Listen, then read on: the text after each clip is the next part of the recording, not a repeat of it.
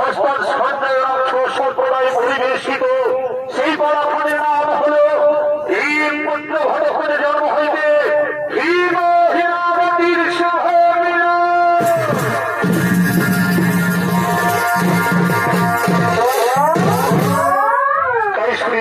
মন্ডলী আপনারা সকলেই জানেন যে বারণাবর্তীর চতুর্গৃহে আগুন লাগার পর পঞ্চপাণ্ডব তাদের মাতা কুন্তিকে নিয়ে সুরঙ্গ পথে পালে গিয়ে কাণ্ডব নামক জঙ্গলে রাত্রি যাপন করে। কিন্তু সেই জঙ্গলের রাজা রাক্ষসরাজ হিড়িম্ব জ্যান্ত মানুষের গর্ভে ক্ষোধা নিবারণের জন্য বোন হিড়িম্বাকে তাদের ধরে নিয়ে আসা আদেশ দেন। হিড়িম্বা ছদ্মবেশে সেখানে গিয়ে ভীমের রূপে মুগ্ধ হয়ে তার প্রেমে বলে যায়। আসতে দেরি দেখে হিড়িম্ব সেখানে পৌঁছলে ভীমের সঙ্গে তার যুদ্ধ হই, যুদ্ধে হিড়িম্ব মারা যায়। এরপর মাতার আদেশে একটি শর্তে ভীমের সঙ্গে হিড়িম্বার বিবাহ হই এবং ভীম হিড়িম্বা সেই কাণ্ডব বনে থেকে যায়। তাই এদিকে ভীম হিড়িম্বা বনে আনন্দ নৃত্য করতে করতে কাণ্ডব বনে ঘুরছে।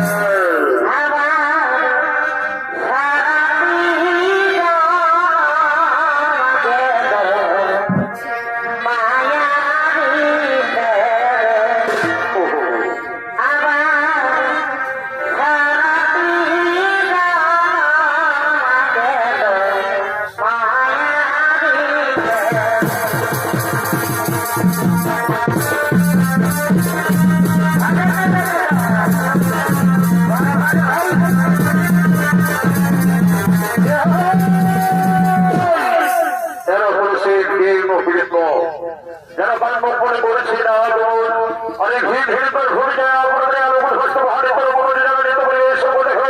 তারা হলে ওই কিছু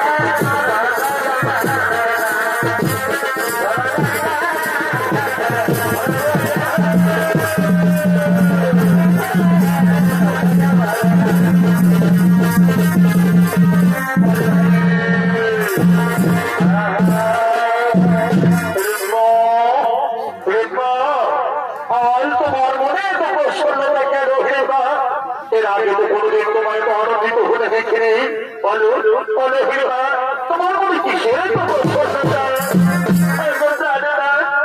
আজ পিঠাটা আমার প্রতি তাই তো আজ আমি এত আনন্দিত। আজ পিঠাটা আমার প্রতি মুখ তুলে দিয়েছে প্রাণনাথ, তাই তো আজ আমি তোমার সন্তানের মাতা হতে চলেছি। আজ আমি সন্তান সম্ভবা। সত্যি বলছো কি? এই কি কথা শোনে তুমি মাতা হতে চলেছ? এ তো মহা আনন্দের কথা। এই খুশির সংবাদে আমার হৃদয় ঢেকে উঠেছে। এই সত্যি আজ আমরা দুজনে মিলে একটু আনন্দ করি।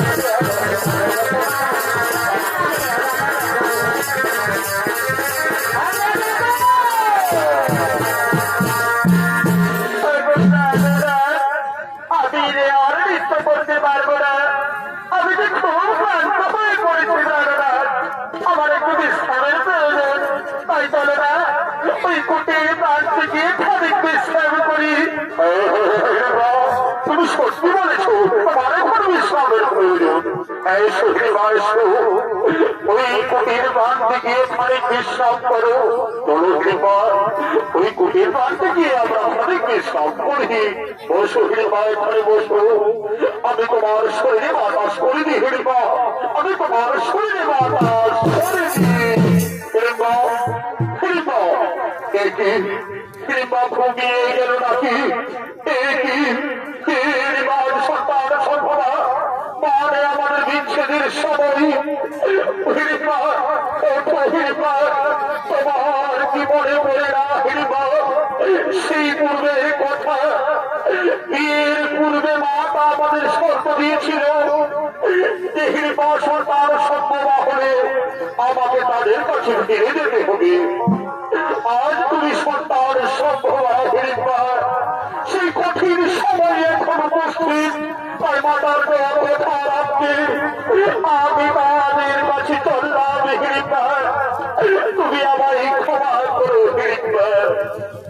তুমি আমার সন্তানকে সজনে লালন পালন করো কৃপা। আমি চলে যাচ্ছি কৃপা। বিদায়ী কৃপা, বিদায়ী, বিদায়ী।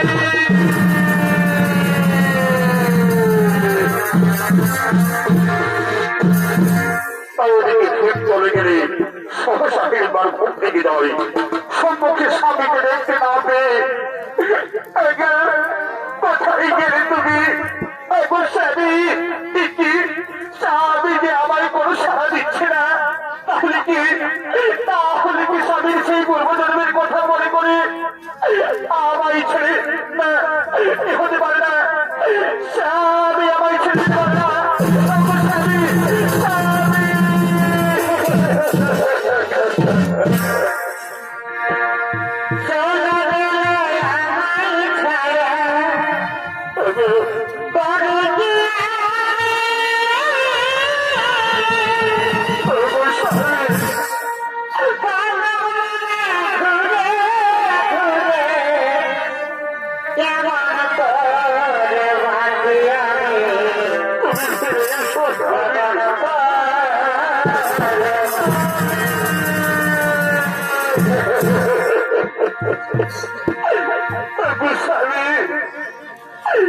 তুমি আমার ছেড়ে দিও না গোস্বামী, তুমি ফিরে এসো। কি করে তা থাকবো গোস্বামী, তুমি ফিরে এসো প্রাণনাথ, তুমি ফিরে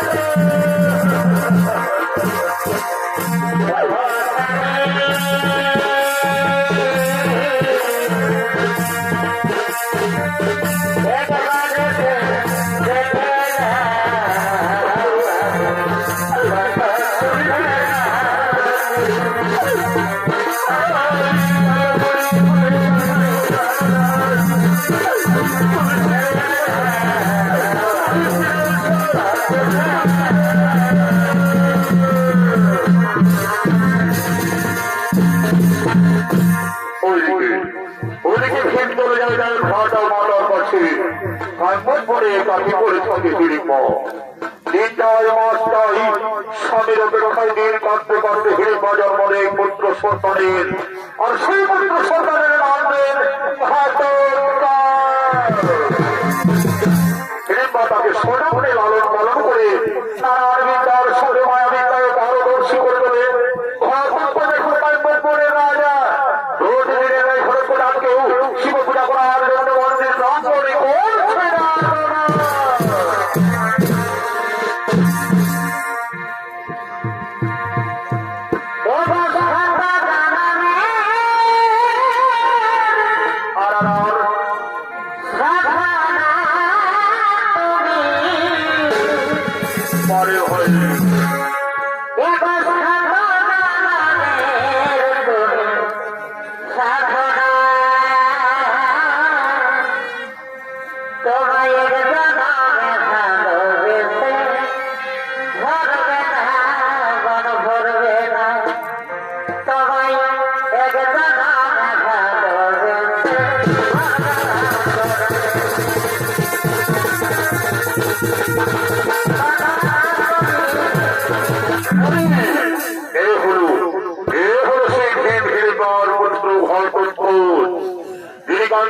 শিব পূজা করার জন্য মন্দির প্রাঙ্গণে করেছেন আগমন।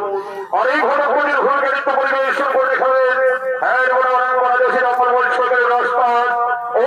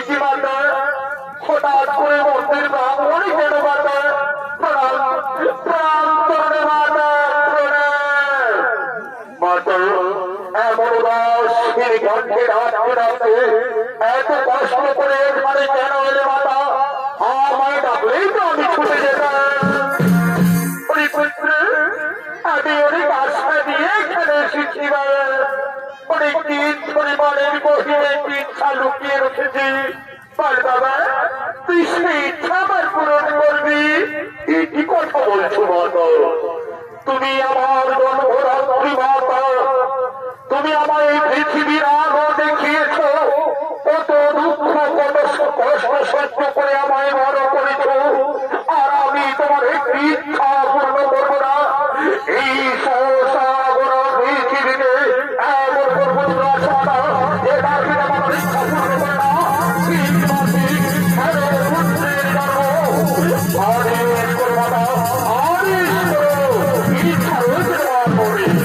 আমি জীবন দিয়ে তাহা করিব পুরো পরিপুত্র তারপর কিছু নয় রে বাবা আমি বলছিলাম কি তুই তো এখন অনেক বড় হয়ে গেছিস রাজকার্য পরিচালনায় দেশে দেশান্তরে ছুটে যাস তখন আমি কি বলে পাপেই পরিপুত্র তাই বলছিলাম কি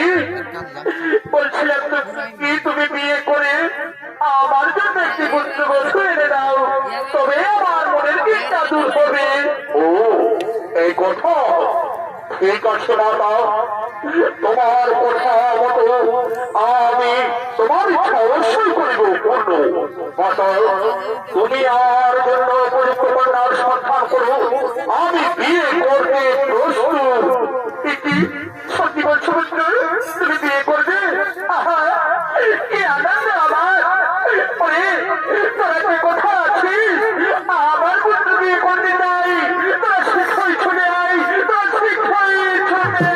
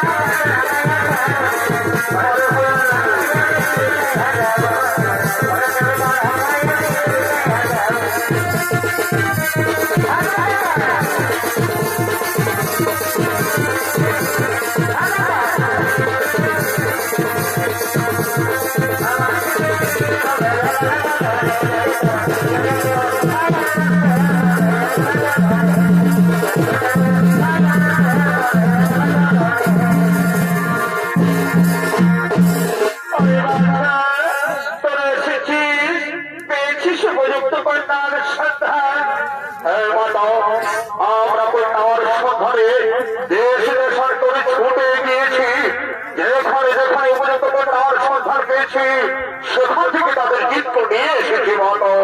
এই দিন মাতা বিয়ের উপযুক্ত কন্যার চিত্র দেখেছি। কিসের কন্যা এখানে মানবী দানবী রাক্ষসী সমস্ত রকমের কন্যার চিত্র রয়েছে। পালপুত্রবান কোন কন্যা তোমার পছন্দ? এদের মধ্যে আমার কোন কন্যা পছন্দ নয় বলো। এরা শুধু রূপে সুন্দরী, তুমি এমন কোন কন্যার সন্ধান করবো না যে রূপেই নয় বিদ্যায় বুদ্ধিতেও হবে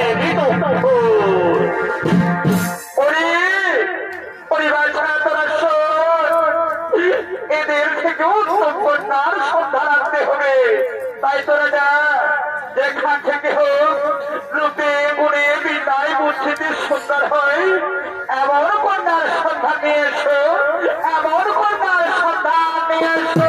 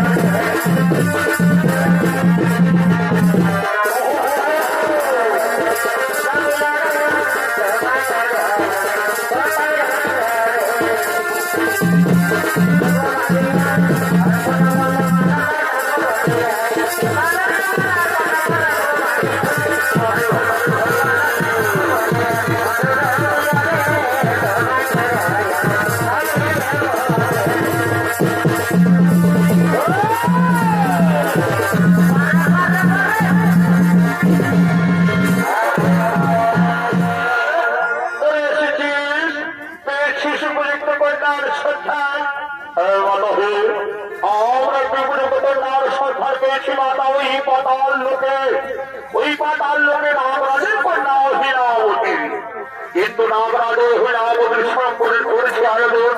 তাই সেই কন্যাকে বিয়ে করতে হলে আমাদের মহারাজকে সকল সভায় যেতে হবে।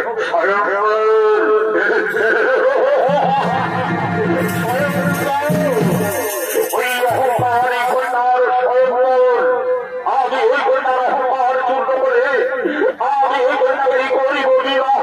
মাতা আপনি আমার আদেশ করুন মাতা, যেন ওই হীরাবতীর সম্পর্ক করে তাকে তোমার পুত্রবধূ করে তুলতে পারি। আপনি কুটিরে ফিরে যান মাতা। আর ওরে মন্ত্রী ভবন, ওরে আমার সভাসদ, কারো এই মুহূর্তে আমরা ওই পাতাল লোক করিব ভবন, এই মুহূর্তে আমরা ওই পাতাল লোক করিব।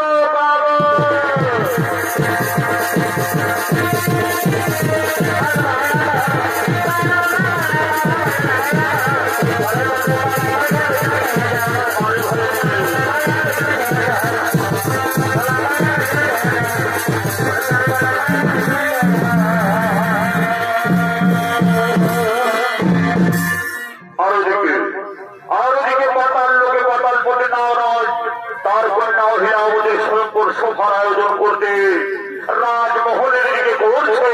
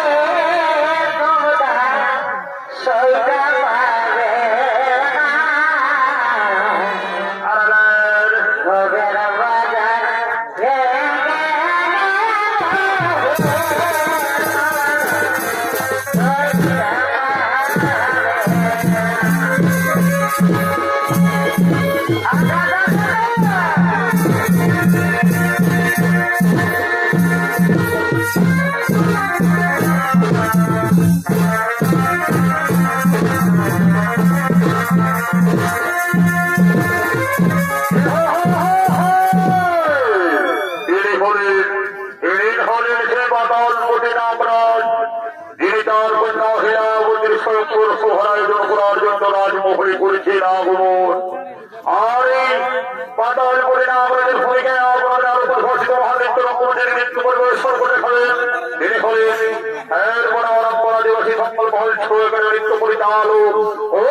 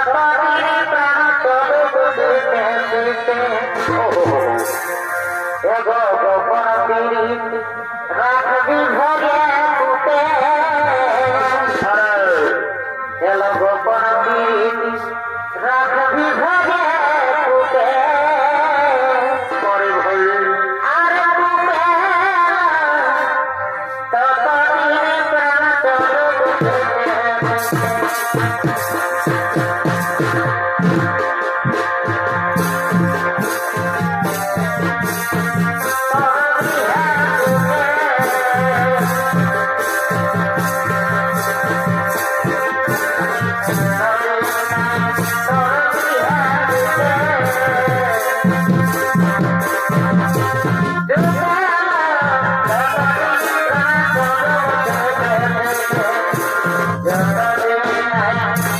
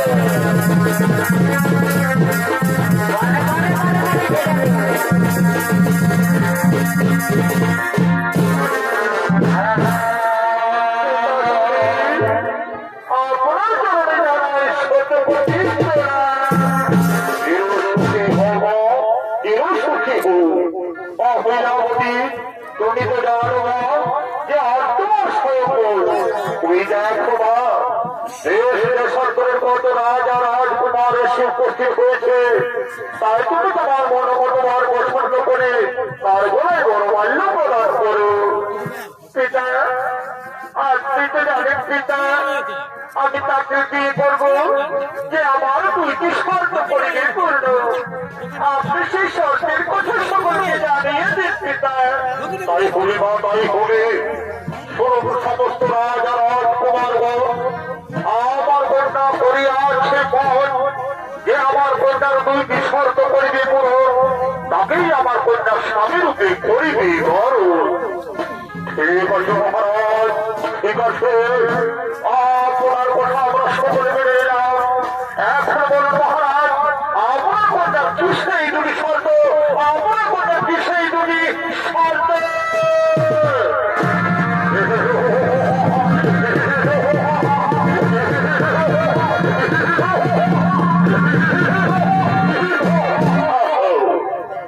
তাহলে এটাই সেই সম্বর সভা। কোথায় কোথায় সেই অহংকারী কন্যা? অনেক দুষ্টপতিত রাজার এমন শৃঙ্খল মাঝের আওয়াজ ভালো দেখিয়ে আমার কন্যার সম্বর সভা কার্যবন্ধ করার সাহস দেখাও। কে তুমি? কি চাস এখানে? আমি উৎসুদ্ধ, আমি উন্মাদ, আমি বাসবন্ধ, আমি নির্বোধ। আর তোমরা এই সম্পর্কের মধ্যে পবিত্র সভার আড়ালে একে একে রাজ রাজকুমারকে হত্যা করে চলেছ, তা কি আমি বুঝি না? আমি ভিড় মধ্যে খরচ আপনার অহংকারী কন্যাকে বিবাহ করে তোমাদের এই সম্পর্ক সভার মৃত্যুর খেলাকে সমাপ্ত করে দেব। তোমার হচ্ছে করে না পরিবেশ বেরিয়ে যাওয়া এই সম্পর্ক সভা হবে, তাহলে পিতাশ্রী না, আপনি এত উত্তেজিত হবেন না। আজকের এই শুভ দিনে আপনার হাতে অস্ত্র শোভা পায় না পিতাশ্রী। ও যখন এসে পড়েছে তখন ওকে একটা সুযোগ দেওয়া হোক। বিয়েতে আমার দুটি শর্ত রয়েছে। যদি তুমি আমায় যুদ্ধবিদ্যায় ও বুদ্ধিতে পরাস্ত করতে পারো, তবে আমি তোমার স্বামী রূপে পালন করে দেব। আর যদি তুমি পরাজিত হও, তবে হবে তোমার মৃত্যুদণ্ড।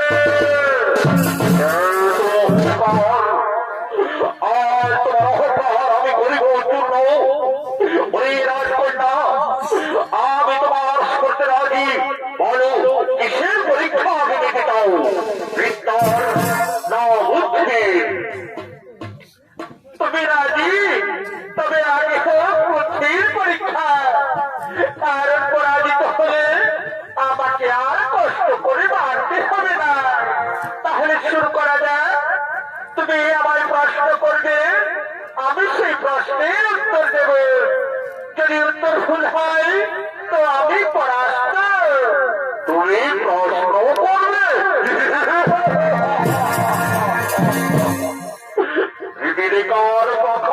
পরিবার করে। আচ্ছা তাই হোক, আমি তোমার একটি গল্প বলে শোনো। গল্পের মধ্যে থাকবে প্রশ্ন। শোনো, এক নগরে কামক ব্যক্তি বাস করত।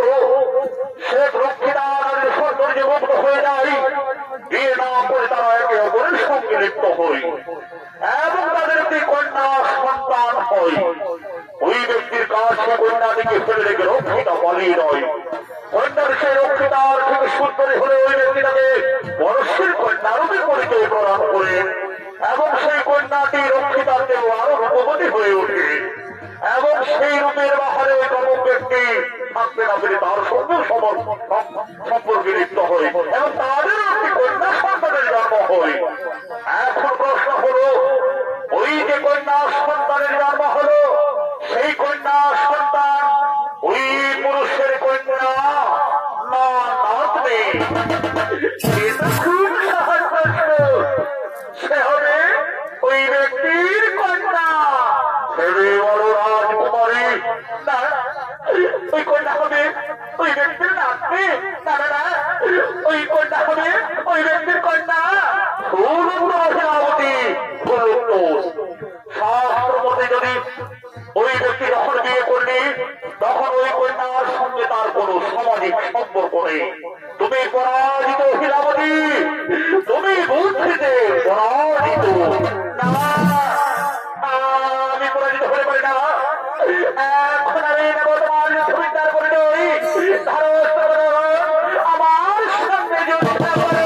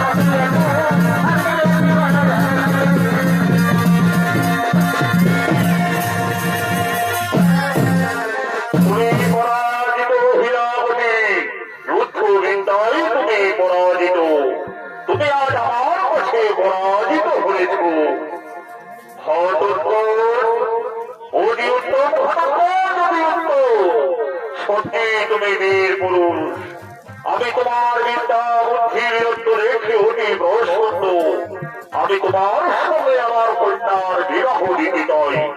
যাও মহিলাবতী যাও, তুমি ওই ঘটকের গলায় ঘর মাল্য করিয়ে তাকে স্বামী রূপে বরণ করে নাও, তাকে স্বামী রূপে বরণ